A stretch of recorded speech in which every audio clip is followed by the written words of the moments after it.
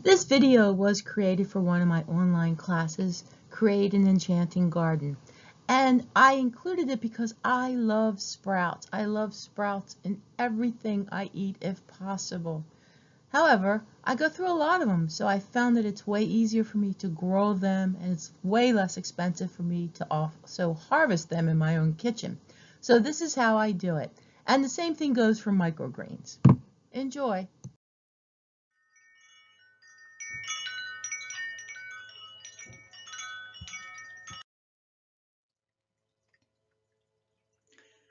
So now we're going to talk a little about growing your own sprouts.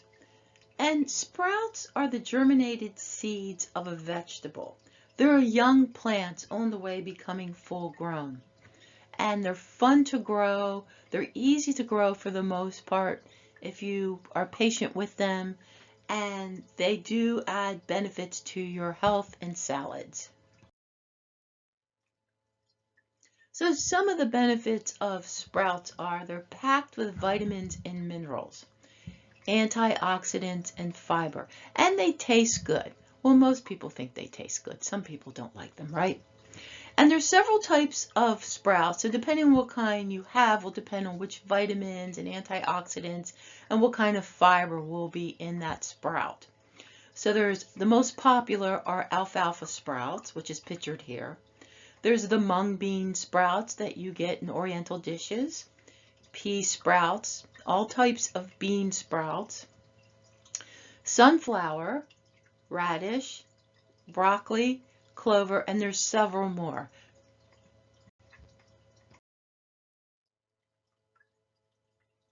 To grow your own sprouts, you're going to need some seeds.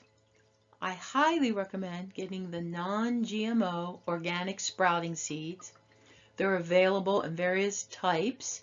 You can find them online and most holistic grocery stores as well. And there's a whole section about GMO versus non-GMO seeds in another section of this class. And then you want to decide what kind of sprouts you want to grow. Alfalfa is the most popular, tastes really good in salads and in sandwiches and things like that. Clover's good, it has a little bite to it, a little bit of spicy bite to it. There's sunflower, and the nice thing about sunflower is the sprouts are great, and you can also use those same seeds to plant in your garden for organic sunflowers for your wildlife and your bees and your birds and your flowers.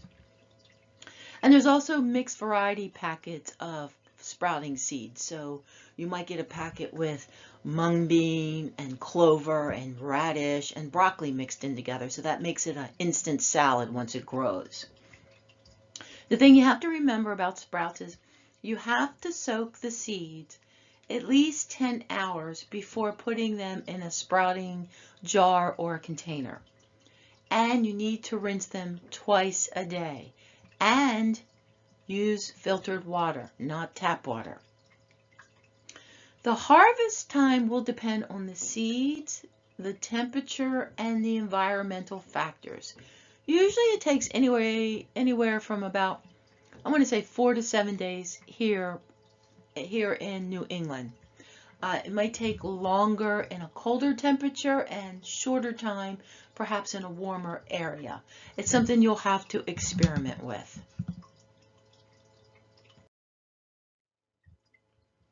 So I have experimented with every type of way to grow sprouts. I've tried the jars, the mason jars with the little mesh lids, and they worked during certain times of the year, and other times they just got moldy and funky and the sprouts just didn't grow. And plus the little wire things were kind of hard, the tops of them were hard to clean. I also tried the mesh bags, which we'll talk about in the next slide. My most recent find, which I love, are these seed sprouter trays, and you can find them online. They're inexpensive. These work the best. I can grow several types of sprouts for the week with a couple sets of these. They grow within a couple days. They're easy to use. Even a child could use these. They're easy to rinse the seeds. And then after you harvest your sprouts, you want to really clean these trays. I wash them very good, scrub them out, and then I also put them in the dishwasher, and they're ready for the next time I want to sprout. Another easy solution are to grow your sprouts in hemp bags, and this works really well too.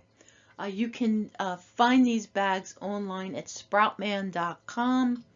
I don't receive compensation for recommending it, but I do use these bags myself. These bags can be hung and they take up less counter space, and when you buy them they come with instructions on how to use them and how to work them, and they do work if you're making a lot, you want to grow a lot of sprouts. So this is another great alternative to use instead of jars.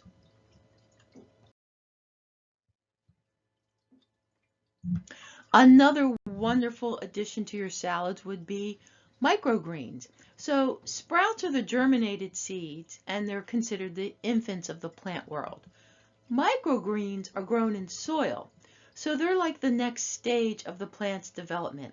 So they would be like the toddlers of the plant world. And microgreens have more of a nutritional value than sprouts, but they have similar health benefits. You can find microgreen kits online, and the soil, it takes a different kind of soil, not just potting soil. They're very easy to grow, and they're delicious to add to your meals. And I would recommend starting off with the kit before trying to venture out and doing it yourself.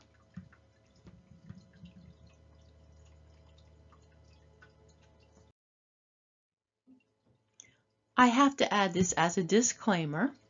Please note, I do not sell any of these suggested or recommended products. I do not receive compensation for them as well. I just recommend them because I use them myself and they work.